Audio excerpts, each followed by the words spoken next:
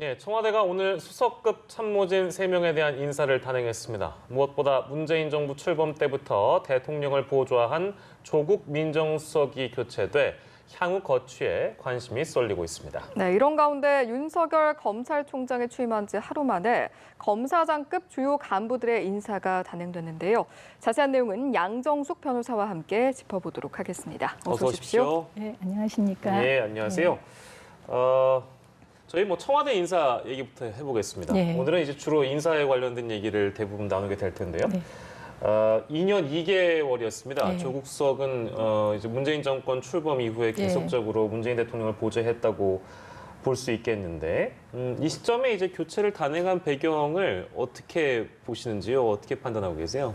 예, 지금 그 2년 2개월이면은 굉장히 장기간 동안 민정수석을 했던 것이고 예. 또 이제 조국 수석이 민정수석으로 있으면서 실질적으로 그 문재인 정부의 그 가장 큰 과제였던 예. 그 검찰 개혁과 예. 또 이제 그 공수처 법안하고 그렇죠. 검경수 사건 조정이 또 이제 이에 속하는 것이죠. 예. 그 굉장히 그 중요한 일을 많이 했습니다. 예.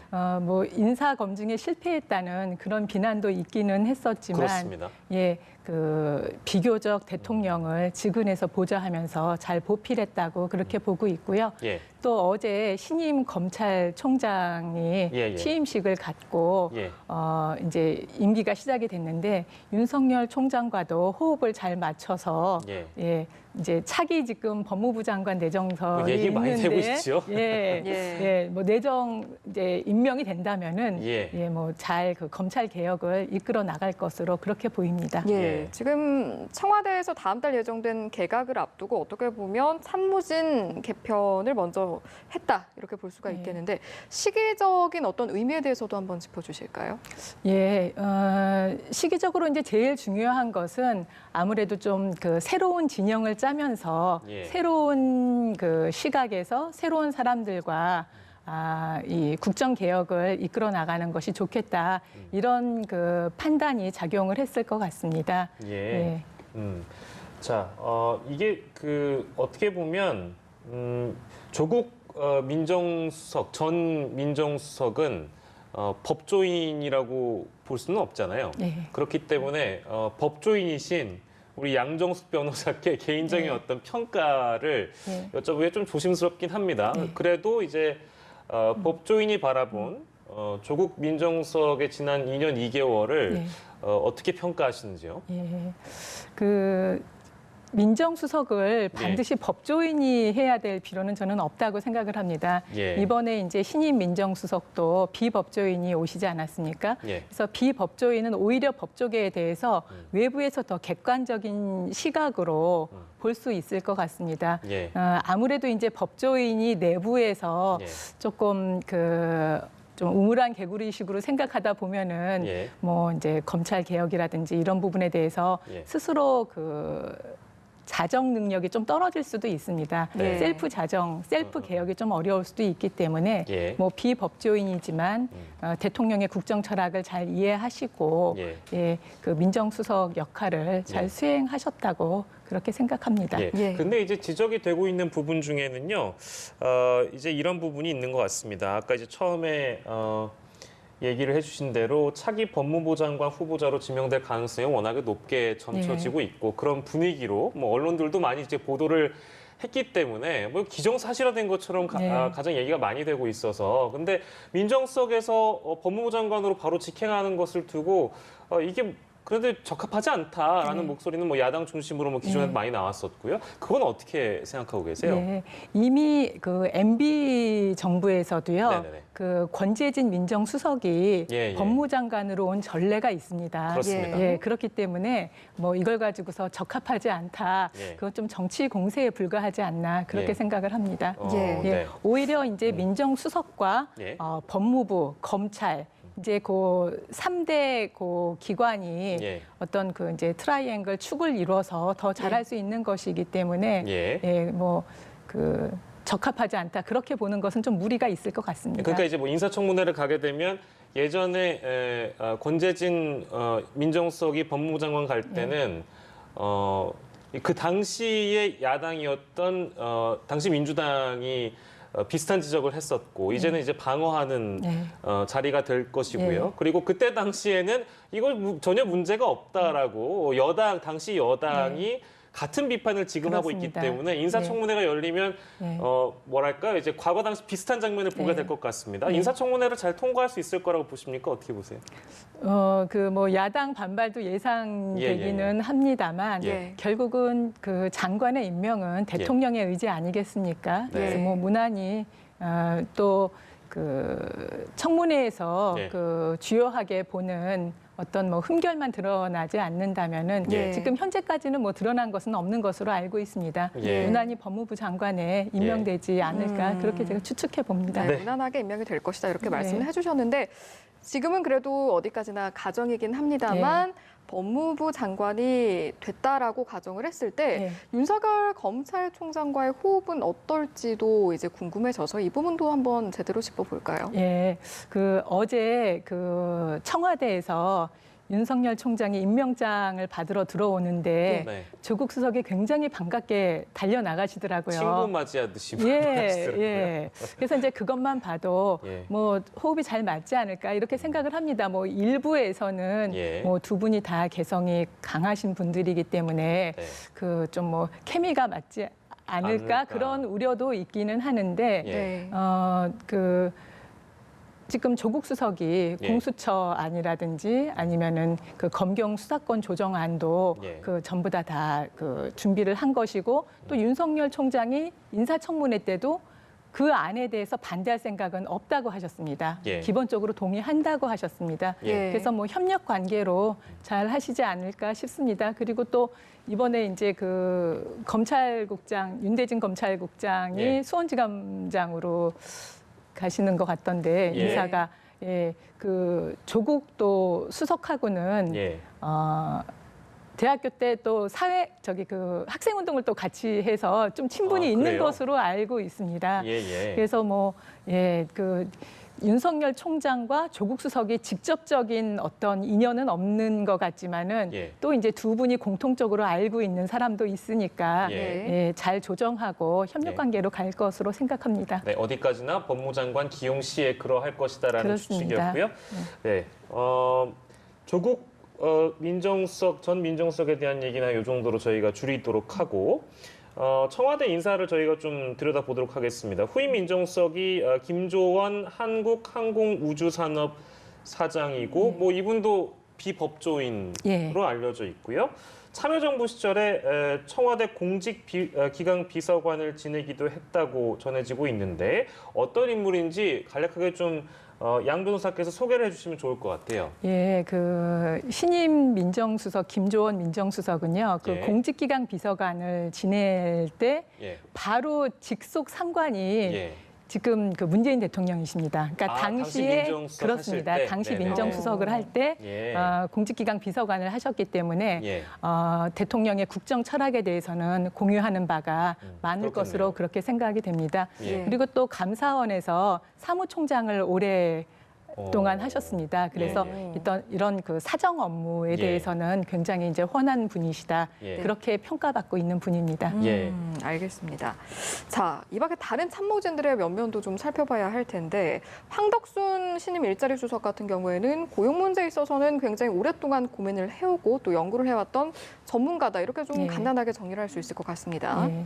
자세하게 좀 설명을 해주실까요? 그 황덕순 그 일자리 수석 같은 경우는 그 고용 문제, 특히 이제 고용의 양극화 문제, 예. 또 그 노동 사회 문제에 대해서 오랫동안 연구를 해오신 이쪽 방면의 전문가이십니다. 예. 그리고 이제 특이한 뭐 그 이력이라면은 예. 이분이 그 학력고사 수석을 하셨어요. 예. 그래요. 예. 그 지금의 이제 수능이죠. 예. 근데 그때 이제 수석한 사람들은 대부분 법대를 진학을 했는데 예. 이분은 서울대 경제학과를 진학을 오. 했습니다. 네. 그리고 아버님이 이제 일찍 돌아가시고 어머님이 이제 홀로 명지대에서 청소부를 하면서 삼남매를 키우셨는데 그때 이제 수석하고서 어머님 인터뷰가 아주 예. 인상적이었습니다. 뭐라고 이제 하셨답니까? 아버님이 이제 돌아가시면서 예. 이렇게 올바르게 올곧게 키운 나무는 예. 이제 결코 쓰러지지 않는다. 예. 예, 그런 이제 유언을 하셨다고 합니다. 좋은 말씀이시네요. 예. 그렇군요. 저희가 이제 화면으로 새로운 인사들의 면면을 보여드렸고요. 어떻게 보면 오늘 이제 양정숙 변호사를 모신 이유 중에 가장 큰 이유는 검사장급 이상 인사가 있었습니다. 하루 만에 이제 윤 총장 취임 후에 이제 있었던 일이라서 일단은 이번 인사를 어떻게 보시는지 마찬가지로 평가를 좀 들어볼까요? 네, 지금 보여지는 게 차장검사, 중앙지검장, 검찰국장 다 요직이네요. 네. 예. 지금 이제 그 검찰 법무부에서 이제 가장 요직이 예. 수사를 맡고 있는 중앙지검장, 예. 네. 그리고 그 검찰을 총괄하는 대검차장, 예.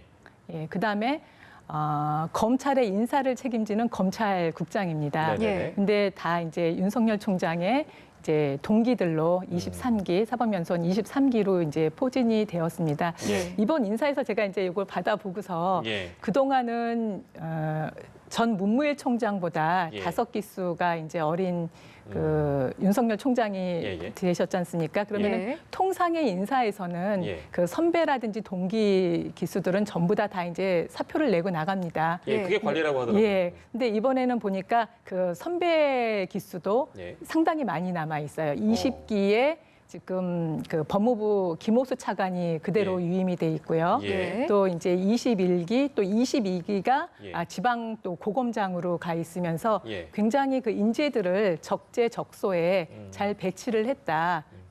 그렇게 생각을 합니다. 그리고 이게 또 이제 그 이번에 이제 나가신 또 그 검사장급 고위 간부들의 네네네. 인사 공백이 또 이제 생기지 않습니까? 그렇겠죠. 예. 근데 그거를 동기들로 이제 채워- 많이 예. 그러니까 이제 중요 보직에 예. 다 배치를 함으로써 예. 굉장히 안정적인 조직 관리 능력을 갖게 됐다. 예. 그렇게 판단할 수가 있겠습니다. 예, 예. 일단 서울중앙지검장이라는 그런 보직이 갖는 의미가 있기 때문에 첫째로는 배성범 광주지검장이 임명이 됐다라는 소식이 굉장히 주목을 받았습니다. 하지만 그 밖에도 말씀해주신 것처럼 여러 요직에 지금 윤석열 총장의 동기들이 대거 포진이 됐기 때문에 이 부분 좀 자세히 짚어주시면 어떨까요? 예, 지금 이제 중앙지검장 같은 경우에는 지금도 그 진행되고 있는 국정농단이라든지 사법농단 네. 공소유지 지금 재판을 그 검찰이 맡아서 공판을 계속 이제 그 진행해 나가야 되고요. 예. 또 현재 진행형인 그 국정농단, 사법농단에 또 이제 수사도 남아 있습니다. 예. 적폐청산 수사가 남아 있기 때문에 예. 이런 부분에 대해서 믿을 수 있는 동기, 또 그동안에 그 검찰에서 같이 일을 하면서 호흡을 맞출 수 있는 예. 또 이런 그 동기들로 안정적으로 굉장히 인사 배치를 했기 때문에 그 중앙지검의 어떤 수사 능력 면에서 예. 수사 역량 면에서는 굉장히 탄탄하게 그 짜여졌다. 예. 이렇게 볼 수 있겠습니다. 네. 그리고 또 이제 대검 같은 경우에는 예. 지금 대검 1, 2, 3 차장이 예. 전부 다 이제 또 동기로 또 다 네. 이번에 그 임명이 보직이 또 이렇게 예. 또 인사가 이루어졌습니다. 그래서 네. 굉장히 대검도 이제 안정적으로 갈 것이다. 예. 그렇게 예측을 할 수가 있겠습니다. 예. 그 취임사는 워낙에 이제 언론에서 많이 주목을 해서요. 어제 이제 화제가 됐던 얘기인데 시간이 조금 되긴 했습니다만 윤석열 신임 검찰총장의 취임사를 선생님께서도 보셨잖아요. 네. 아무래도 좀 특이했다? 네. 혹은 뭐랄까요? 저는 사실 제가 느끼는 네. 전 검찰총장들의 취임사라는 것이 별 재미가 없다. 네. 그리고 뭐 지루했다라는 평가를 제 스스로는 합니다만 기존에 지금 이제 봤던 윤 총장의 취임사는 좀 특별했다고 저는 네. 개인적으로 생각합니다. 네. 헌법 제1조 1항인가요? 네. 이제 그런 것도 나왔었고 네. 뭐 경제와 관련된 단어가 나와서 이거를 앞으로 어떻게 끌어간다는 걸까? 검찰 조직에 대해서 그런 전망을 해볼 수 있는 자리이기도 했는데 개인적으로 어떻게 보셨어요? 네. 어제 취임사에서 좀 이제 두드러졌던 부분이 예. 모든 권력은 국민으로부터 나온다. 예. 국민을 위한 검찰이다. 국민과 공감하는 검찰이 되겠다. 그런 그 취임사를 하셨습니다. 그래서 정말 국민 위에 군림하는 검찰이 아니라 예. 국민을 보호하고 국민이 억울한 일을 당하지 않게, 억울한 수사를 당하지 않게 예. 굉장히 그 국민을 보호하고 인권 의식이 투철한 총장이 되겠구나. 예. 그런 생각을 했습니다. 예. 그리고 또 취임사에 원칙과 소신에 따라서 일하는 것이 쉽지만은 않았다. 그런 솔직한 토로도 나옵니다. 예. 그리고 또 검찰 구성원들에게 예. 그 여태까지 기존에 했던 인식을 전부 다 바꿔라. 예, 새로운 시각에서 수사에 임해라. 그런 또 당부 말씀도 하셨습니다. 예. 그래서 저는 그것은 아무래도 예. 이 검찰의 정치적 독립성, 예. 중립성 예. 그것을 염두에 두고서 예. 하신 취임사라고 그렇게 보고 있습니다. 짧게 그럼 경제와 관련된 그 얘기는 왜 하셨을까요? 예. 그 이제 자유시장 경제 질서 예. 또 그다음에 이제 공정한 경제 질서 그걸 예. 굉장히 이제 강조를 하셨는데 그러게요. 실제로 그 윤석열 총장은 예. 그 살아있는 권력에 대해서도 칼을 들이대는 분이십니다. 그래서 참여정부 때 예. 그 노무현 그 전 대통령의 핵심 참모였던 예. 그 전 안희정 지사라든지 그때 정치자금법 위반으로 다 이제 구속이 됐었고 네. 또 강금원 전 회장도 구속 수사를 했습니다. 예. 그리고 그때 대기업인 현대차라든지 LIG에 대한 수사가 이루어졌습니다. 예. 근데 또 이제 조금 에피소드로 말씀을 드리면은 예. 윤석열 총장의 아버님이 예. 그 한국 그 경제 그 공정 경제 그 학회 제가 지금 정확한 학회명은 기억이 나지 않지만은 연대 교수로서 그 회장을 또 역임을 하신 분이십니다. 그래서 그렇군요. 공정한 경제 질서, 그러니까 대기업의 담합이라든지, 그러니까 대기업에 대해서는 그 담합 또 부정한 경쟁, 하도급 이런 거에 대해서는 아주 엄정한 칼을 들이대지만은 또 중소기업의 어려움에 대해서는 또 관대함을 또 보이는 수사를 그동안 해왔었습니다. 그런 배경이 있었군요. 취임사에 대해서도 저희가 좀 여쭤봤습니다. 알겠습니다. 오늘 주요 인사들 관련돼서 얘기를 나눠봤네요. 오늘 이 시간에 양정숙 변호사와 함께했습니다. 고맙습니다. 고맙습니다. 감사합니다.